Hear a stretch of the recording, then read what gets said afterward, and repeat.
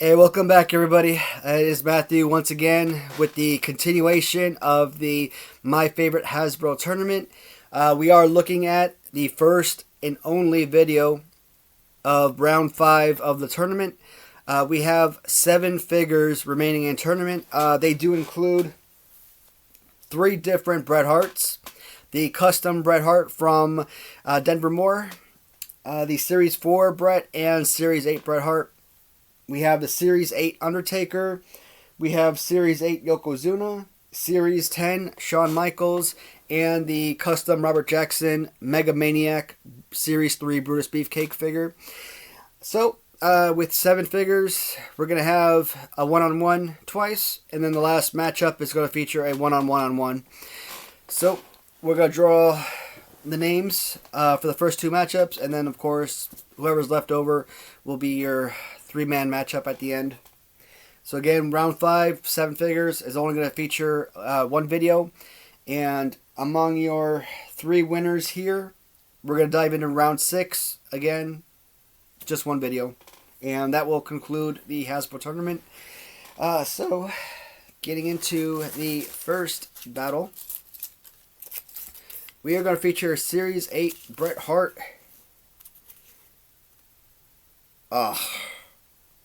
Why? Series 8 Bret Hart is going to square off against Series 8 Undertaker. Why? They did that to me on purpose. I just know it. Alright, Yokozuna. The Series 8 Yokozuna is going to square off against the custom Bret Hart.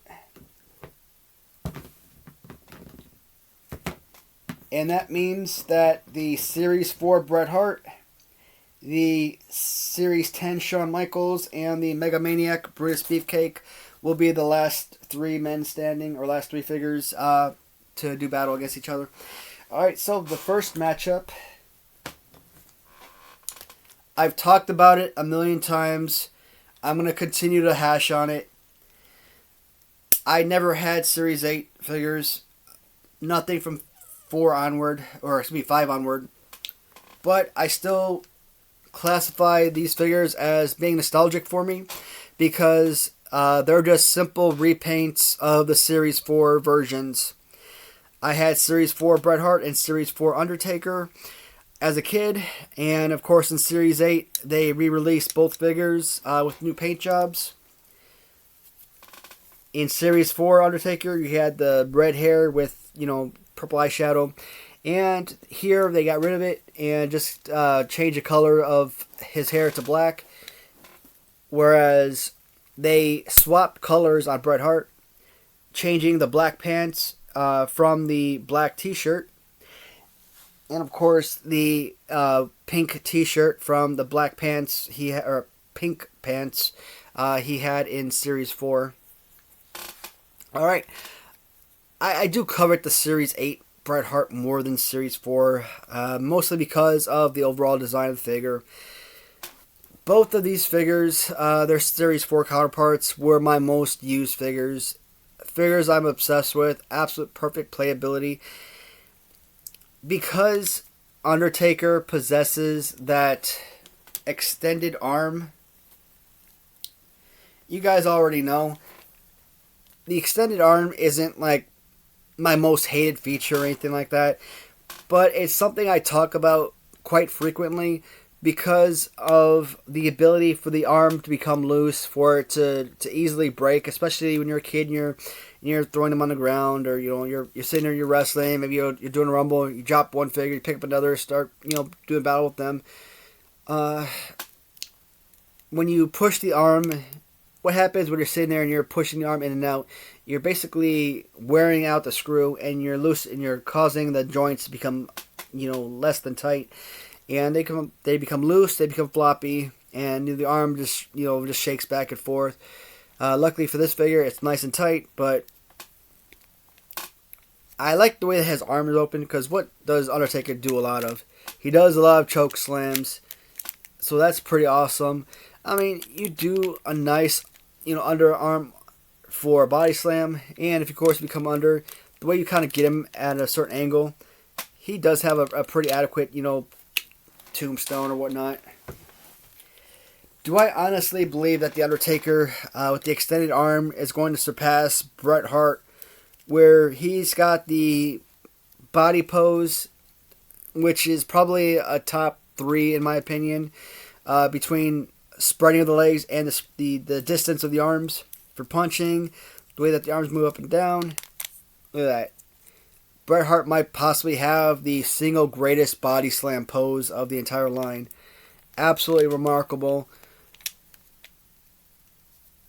I just don't see myself being able to choose The Undertaker. And I hate this matchup because I really want to see these two figures in the finals. Nostalgia reasons, these are the figures I had or not these particular, but this version of these figures I had as a kid, the most played figures, most commonly used. Yeah, I'd want either one of these figures to win. And it gives you the best option to see one of the two win if they're both in the finals. He's basically a two-color figure for the most part. I mean, you've got a plethora of fantastic color and detail that goes into the Series 8 figure. Bret Hart overall, they're both just perfect figures. There's not really much more you can say about it. Kind of interesting background with these two figures. So I'm pretty sure Undertaker did wrestling professionally before WWF. But because when he came in with the Undertaker gimmick in the 1990s, or in 1990, the way that he was able to lift his eyeballs into the top of his head, so all you saw was that to me is, even to this day, is so freaking cool. I love that to death. I am so amazed at people that have that ability, that skill set. Yeah, he changed his gimmick a few times.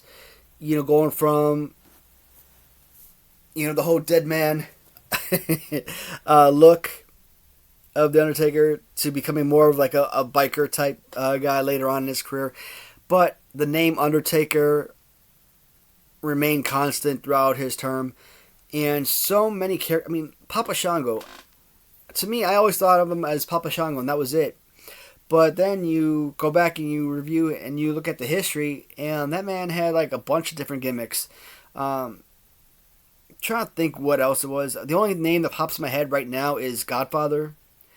And I see the character Godfather appear in Royal Rumbles because I occasionally go on YouTube and watch past Royal Rumbles. And I'd always see Godfather, and everybody super stoked that, hey, the Godfather is entering. He'd come in for 2 seconds and get thrown out, and then he'd dance his way back out down the aisle. I'm like, what a complete boring and a complete waste of a roster spot. I hate people that come in like that. That is so stupid. To me, anyone that gets eliminated within the first 5 to 10 minutes of them being part of the competition is a complete waste, and it makes the competition so boring. That's why early 1990 Royal Rumbles, you literally had the cream of the crop, the greatest superstars of the business participate. Nowadays, I feel like if you were to go back and watch any of these older or newer Royal Rumbles, they're basically just choosing anyone who's willing to sign up for it. Trying to fill a spot for the home run derby or something.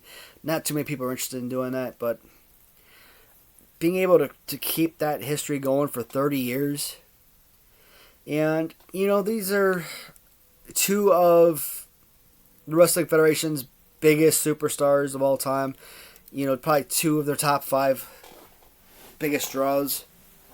And knowing that Bret Hart, when he entered the WWF back in the early mid-'80s, he was the constant loyal professional for the business for 14 years. So nearly a decade and a half of professionalism and, just going out there and performing, bringing in fans, putting butts in the seats, filling arenas. And when the time was come to renew his contract. He probably didn't get what he deserved, so he ended up signing up with WCW and got a fair paycheck for it.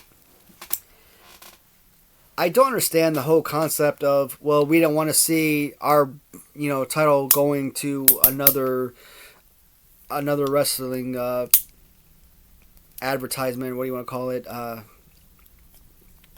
So if he's WWF champion and he moves to WCW, I would assume that he would not keep the WWF championship belt.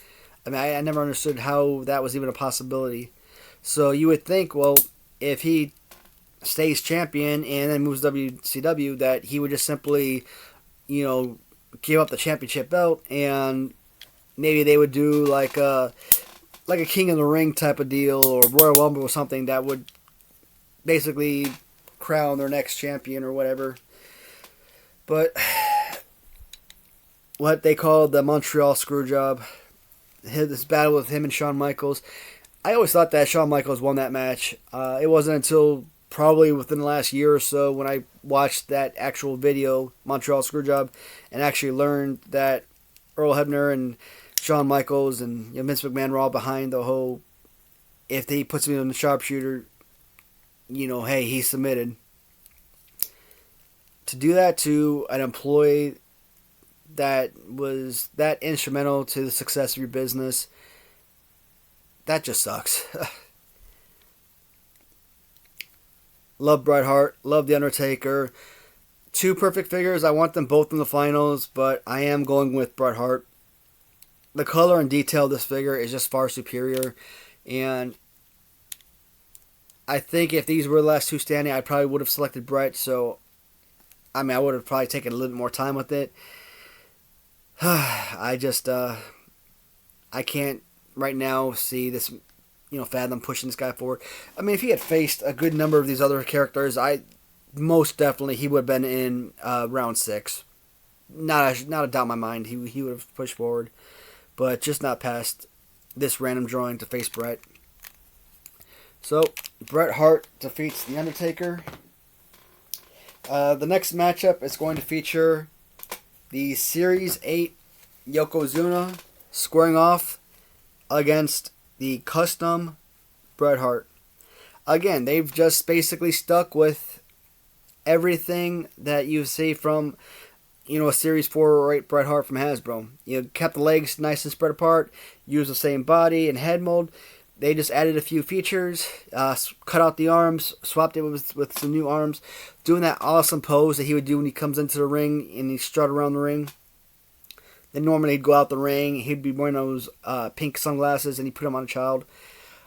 As a kid, I always wanted to go to a wrestling match because I always wanted to be one of those little kids front and center, because I always wanted one of those original, from the Hitman himself, sunglasses. That right there is so freaking cool. I love that Bret Hart used to do that. And I remember his old commercials where he'd be walking down the tunnel, getting ready to go into the ring, and you see this little kid call out to him, "Bret!" He turns around, look on his face, like, "What the heck do you want?" And he walks up to him, "Go get him, champ!" And of course, Bret Hart would take off his sunglasses, put it on him, and everything. I forgot what the kid said afterward, like awesome or cool or something like that. I forgot exactly how the ending was, but that commercial today, I have a lot of memory loss over the years. More short-term memory loss than long-term. Obviously, when you talk about stuff that way back when, I'm not gonna remember a lot of old stuff, but that's something that's kind of stays fresh in my mind, especially when I think of a character like Bret Hart, how beloved he was and how he was screwed over, and turning him into a bad guy after making him this mega beloved superstar that everyone just was obsessed about. He was not only a truest of champions, but a true actual wrestler. This figure, I want to talk about this figure because I love hashing on the certain matches that this character or this figure in particular has had, and just to kind of see how he ended up here. Alright, so in the first round, this custom Bret Hart defeated the Series 4. No. Did I skip something? Nope, that was round 2. So that was round 2, which means... Where is it? Alright, no, that's Series 8. Bear with me, guys. I'm trying to get an adequate look here. Alright, in first round, custom Bret Hart defeated the custom Yokozuna.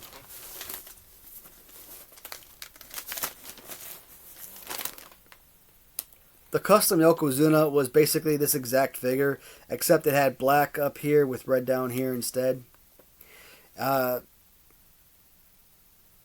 Yeah, so it's kind of crazy that here in round 5, that these two exact figures basically square off against each other. That right there is super interesting. I don't remember every matchup, so that's why I like doing this little refresher. So, custom Bret Hart defeated the custom Yokozuna in round 1. In round 2, let's see, where is round 2? Custom Bret Hart defeated Series 4 Undertaker. So Series 4 Undertaker is someone I thought would win this tournament, or at least come very close to winning, and he was a second round elimination. Absolutely sucked. But look at who he had to square off in that random drawing. It was the luck of the draw. It was basically how the figures were situated in the first round, but in the second round onward, it was random drawings, and that's what got that Undertaker figure in that round. In round 3, the custom Bret Hart defeated the custom Series 5 Macho Man. That one came from Derek Pumpkin Man 1986 off eBay. In round 4, the last round, the custom Bret Hart defeated Rick Steiner. Alright, so in 4 rounds, the custom Bret Hart had 4 of the most difficult matchups you could ever imagine. Especially those first two matchups. I mean, we're talking about cream of the crop right there. Either one of those figures, Yokozuna or Undertaker, could have won this entire tournament. The last 2, very difficult matchups, no doubt. Elite figures, absolutely. And now he's facing Yokozuna again. I've been saying for many videos now that I think that this custom Bret Hart is going to win the tournament, just simply based on who he has faced so far in this tournament, and based on that evidence of who he's faced and defeated, there's absolutely no reason to think that he couldn't defeat every figure that's left over. He's already defeated Yokozuna once. Well, Series 8 Undertaker is now eliminated, but he could have defeated him had he faced him, because he's already defeated a Undertaker version. And, yeah, there's no reason to think he couldn't have defeated any of the other 2 Bret Hart figures. So, I mean, that leaves basically Shawn Michaels and Megamaniac Brutus as the only major competitor for him. And could he not have topped either one of those 2? Just an absolute perfect figure. I've been saying for video after video that I felt like this was going to be my champion. He's already defeated Yokozuna. Is he going to do it again?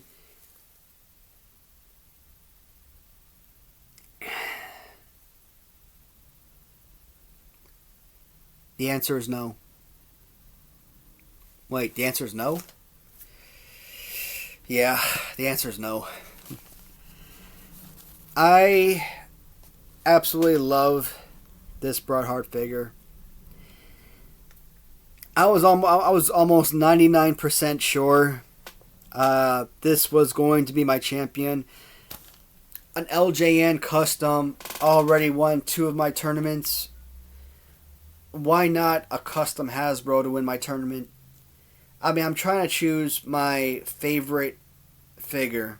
It doesn't matter if it's original. It doesn't matter if it's a custom.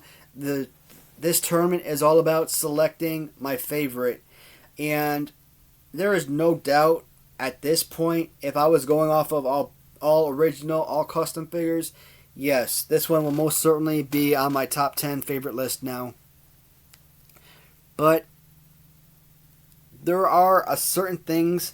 I mean, defeating the custom Yokozuna in round one, I think there were a couple of things that helped him. One, perfect figure, no doubt. Great paint job, accessory with the jacket built in and everything, incredible. I already had two Yokozunas, in both Series 8 and Series 11, pushed forward to round 2 by that point. So, the custom Yokozuna really didn't have to move forward. It wasn't a necessity. Otherwise, if he had lost to that Yokozuna, right now we'd have 3 Yokozunas and 3 Bret Harts remaining in this competition.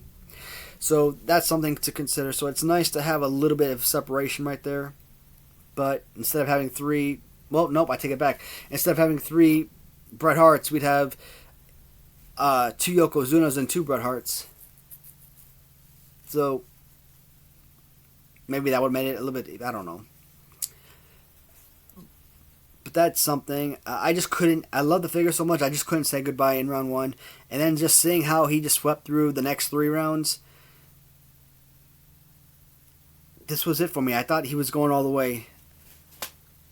I keep talking about originality and how I covet originality if I can. If the original figure is better than the custom, I'm not afraid to shy away from choosing that original figure. Sometimes customizers, they do such amazing work with their customs that with the artwork and sometimes the changing of the physique or layout of the body, I might covet that design more than the original, so I'll give them the props there as well. Like I said, I'm not afraid to shy away from certain areas, and if it means the custom is going to be my winner, so be it. I keep saying that the Yokozuna figure is about the most perfect in every aspect, and a legitimate contender for the quarterfinals or semifinals. To see him as a last 4 standing, it's a strong possibility. And with him and Series 8, Bret Hart. I mean, look at this. You got Series 8 Yokozuna in this round. You got Series 8 Undertaker in this round. You got Series 8 Bret Hart. Series 8 provided some of the most absolutely remarkable action figures of the Hasbro line. Absolutely love it. It's depressing to see the Denver Moore Bret Hart dispatched in round 5. But guys, wow, what a showing. 5 unbelievable matches. 4 incredible victories, but to be disbanded in the 5th round, he had a solid showing, there's no doubt. And he is, after all, an elite figure, no doubt. So, Yokozuna, Series 8 joins Series 8 Bret Hart as 2 of the 3 remaining finalists for the Series 6 finale, or the Round 6 finale. So technically this video with the last 7 figures would technically be your semifinals. It's not your last 4, it's your last 7, but the way it kind of works out with the LJN tournament, round 6, the first time it featured the last 4 figures. The second time it featured 5 figures, based on the amount of figures I had available. And then my finals, round 7, featured 2 people or 2 wrestlers in the first tournament, and then 3 wrestlers the second tournament. So having a 3-man finals, it's not uncommon for my tournaments. But this one right here, this is going to be a severely difficult decision. I'm gonna, even though it's 7 figures this round, I'm gonna call this the semifinals. I have to, because to me, what is semifinals? Semifinals predates your finals. So I'm gonna classify these guys all as semifinalists. Again, it's just the way that I kind of set up my videos, set up my matches. So if I had done it differently, didn't have your one-on-one matches, if I actually separate them by 2 and somehow slid a 3rd figure in there towards the end, I don't know. At the time I was doing the beginning matches, like, I wanted all of round 1 to be even. So if I had 6 winners, I wanted 6 winners. Round 2, if I had 7 winners, I wanted it to be an even 6 winners, so I'd have a 3-man matchup at the end. Round 3, if I had 9 winners, I would want to do a 3-man, matchup to make it an even 8. That would keep all the numbers even throughout. But once I got to later rounds and customs, I had to kind of stop doing that.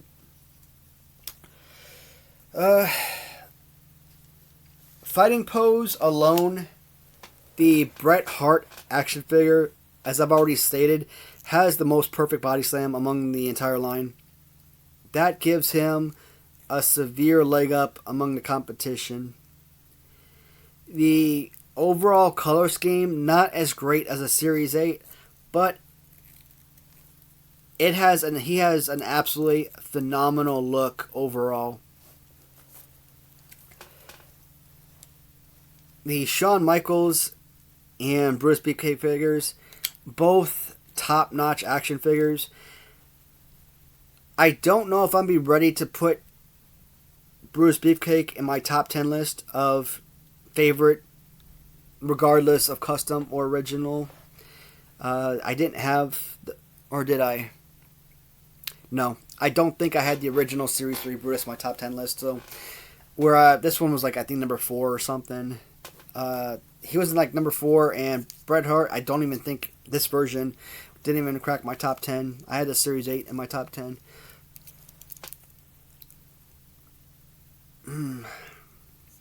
A non-top 10 figure and a top 2, 3, 4, 5 figure. Different people would rate this figure differently, but again, I think you would have to have a Shawn Michaels in your top 5. It's just too perfect a figure. I think between these 2 figures, as much as I love the Shawn Michaels, I'm going to put Shawn Michaels down in comparison to Bret Hart. I would love to see a Bret Hart, Yokozuna, Shawn Michaels matchup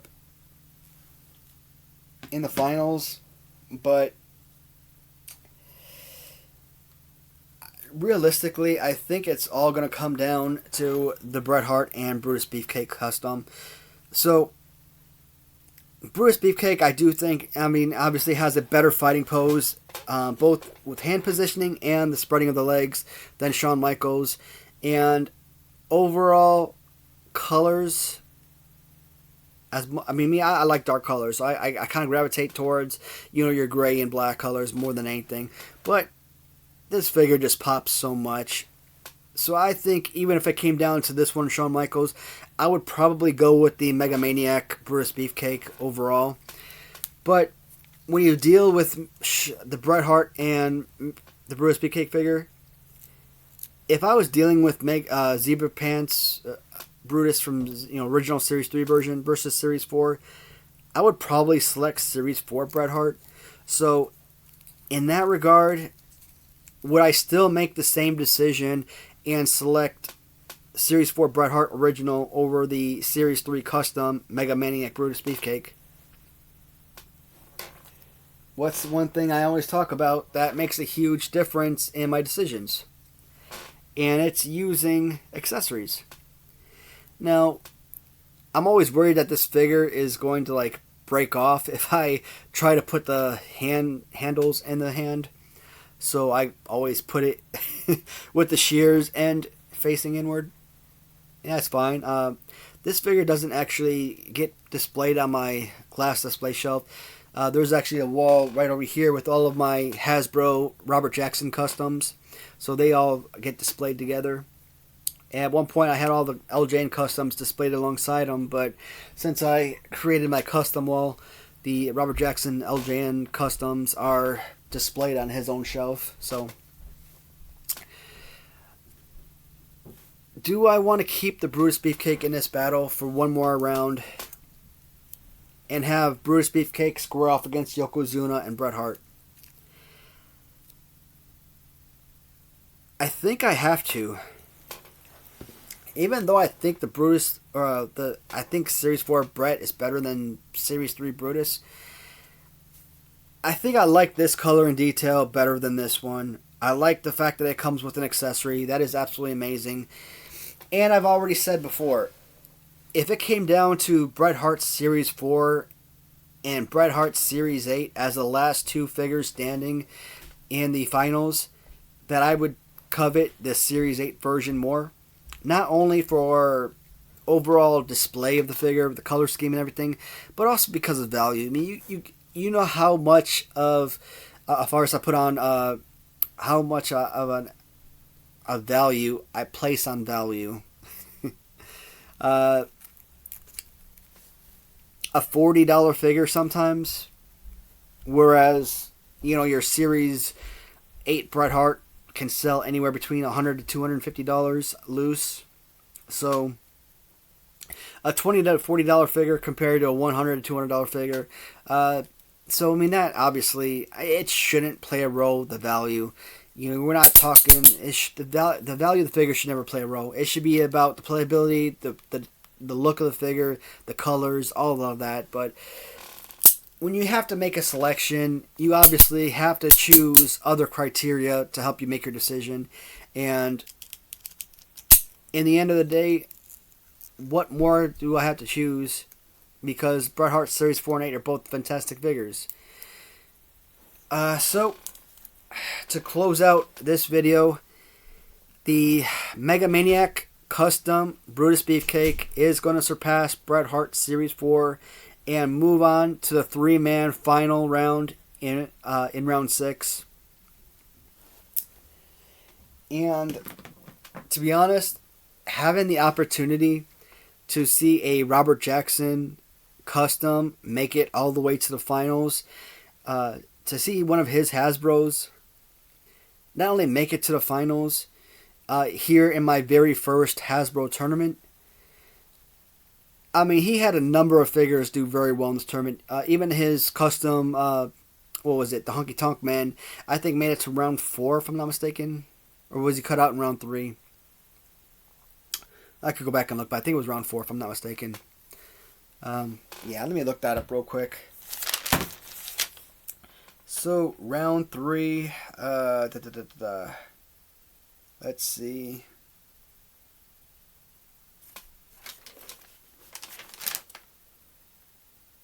Round 3. Yeah, and it was defeated in round 3. The Series 8 Bret Hart defeated both the custom Honky Tonk Man and Andre the Giant to close out the end of round 3. So, alright, so right now, this one video makes up all of round 5. And here are your remaining champions, contestants, competitors that will make up the one and only video for round 6. Once I end this video, I will immediately make the video for round 6. You would think with one final matchup, it would be like a 10-minute video, but I'm going to have a heck of a time selecting a winner out of this, so it's probably going to be a 20 or 30-minute video.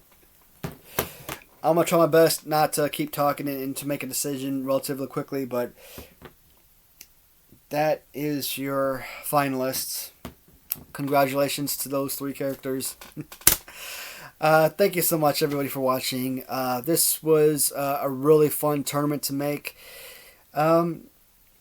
Just like any other tournament I made, because of the sheer quantity of figures, the first round is always killer, and it's really draining on the body to make all those videos. And I'm sure for you guys to have to watch all of them. But once you get into round 2, it really starts to take off. And for me, round 3 and onward were just so much fun to make. And this was a real blast. Thanks again, everyone, for watching. please comment, and I will respond as per usual. Let me know what you guys think. Who you think would win this competition? Again, I'm gonna make this video before you're able to make your comments, but still, I mean, I'd love to hear what your guys' thoughts are, regardless. Thanks, everyone.